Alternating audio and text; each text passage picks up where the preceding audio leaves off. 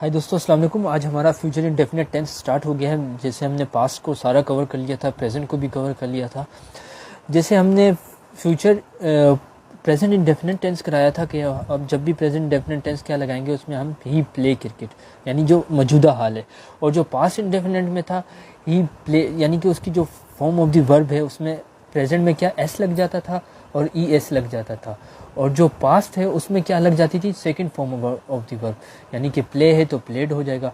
अब इसमें क्या है, इसमें first form of the verb ही रहेगी जैसे फ्यूचर इंडेफिनिट में रही थी, और ना इसमें कोई एस ई एस लगेगा। अब मैं फार्मूला लिखने लगा, तो मैंने अभी इस तरह बना दिया है फार्मूला। ये लिखा है सब्जेक्ट, सब्जेक्ट के साथ क्या है, जब भी फ्यूचर टेंस बनाएंगे विल लगाएंगे या शल भी लगा सकते हैं। आप क्या लगा सकते हैं, शल भी लगा सकते हैं। विल या शल का यूज़ करेंगे और first form of the verb है, फिर उसके साथ क्या है, ऑब्जेक्ट है। ही विल प्ले क्रिकेट या ही शल प्ले क्रिकेट। अच्छा, ही शी इट जो 7 प्रोनाउन है उसके साथ आप क्या लगाएंगे, विल ही लगाएंगे।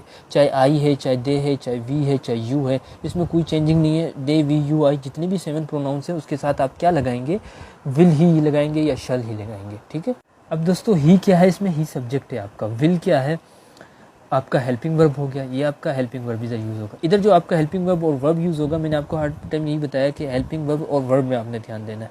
इधर हेल्पिंग वर्ब क्या यूज़ हो रहा है, विल यूज़ हो रहा है, और first form of the verb क्या यूज़ हो रही है, आपका प्ले यूज़ हो रहा है, और ऑब्जेक्ट क्या यूज़ हो रहा है, क्रिकेट यूज़ हो रहा है। तो ही विल प्ले क्रिकेट। अगर यही टेंस प्रेजेंट इंडेफिनिट में होता तो ये क्या होता। अब देखिए, ये जो मैंने लिखा है प्रेजेंट इंडेफिनिट, किसका, प्रेजेंट इंडेफिनिट टेंस का। ही प्ले, इधर प्ले है, इधर प्लेज हो जाएगा। क्या है, प्रेजेंट इंडेफिनिट में हमेशा याद रखना एस का इजाफा हो जाता है। ही प्लेज क्रिकेट, और इसके साथ कोई हेल्पिंग वर्ब नहीं लगती। अब ये समझ आ गई कि ये क्या है, ही प्लेड क्रिकेट। ये इसमें कौन सा फॉर्म लगी, third form of the verb लगी। तो ये कौन सा बन गया, ये आपका बन गया पास्ट इंडेफिनिट।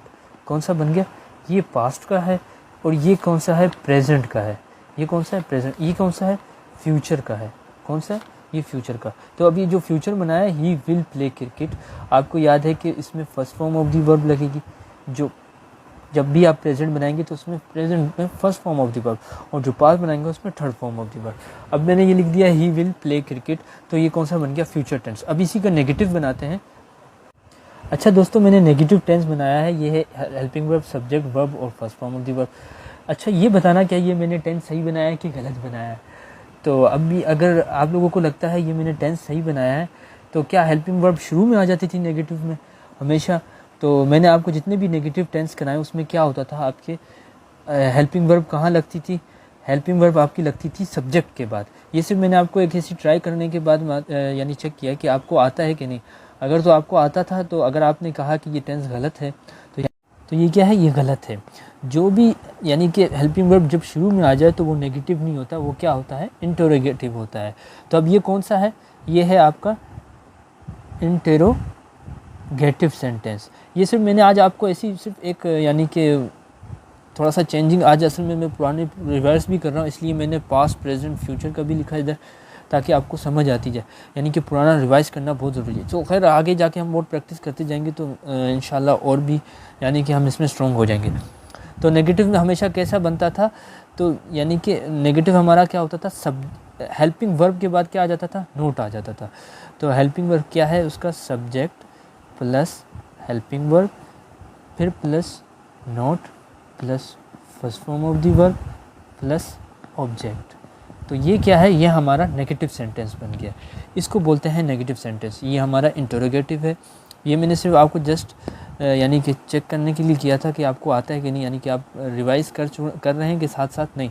इससे क्या होगा, हमारा रिवाइज़ भी होता रहेगा साथ साथ। अब इसका मैं एक टेंस बना लेता हूँ, जैसे ही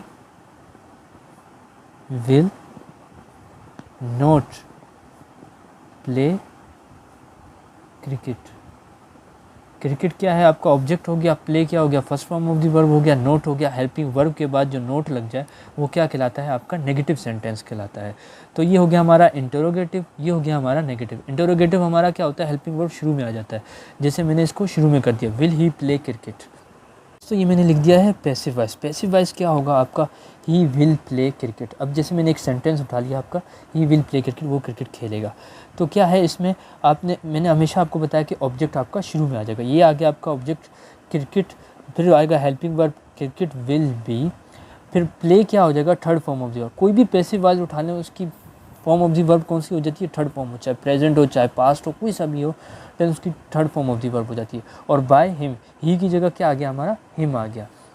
तो ये क्या हो गया, cricket played by him, will be played by him, ये क्या हो गया आपका पैसिव वॉइस हो गया। अच्छा दोस्तों, ये याद रखना, एक होता है शल, एक होता है will. Will, I, we, they, you, यानी ये भी सबके साथ लगता है और ये भी सबके साथ लगता है। मगर ये याद रखना, इन दोनों में एक बहुत डिफरेंस है। आई विल प्ले क्रिकेट, मैं यानी मैं भी क्रिकेट खेलूँगा, यानी कि, और शल क्या होता है, शल होता है ज़रूर काम करना, यानी वो काम ज़रूर करना। आई शल प्ले क्रिकेट, मैं क्रिकेट ज़रूर खेलूँगा। तो क्या होगा, ये ज़रूरी काम के लिए, क्या है, ज़रूरी, इम्पोर्टेंट, जो काम ज़रूरी है। आई शल प्ले क्रिकेट, मैं ज़रूर क्रिकेट खेलूँगा। आई विल प्ले क्रिकेट, मैं भी क्रिकेट खेलूँगा। यानी कि ये फ्यूचर का बता रहा है मगर कंफर्म नहीं कर रहा, ये कंफर्म कह रहा है कि आई शल प्ले क्रिकेट, मैं क्रिकेट ज़रूर खेलूँगा। और इसका शल का कोई नेगेटिव सेंटेंस नहीं बनता, जैसे मैंने इधर नेगेटिव बनाया है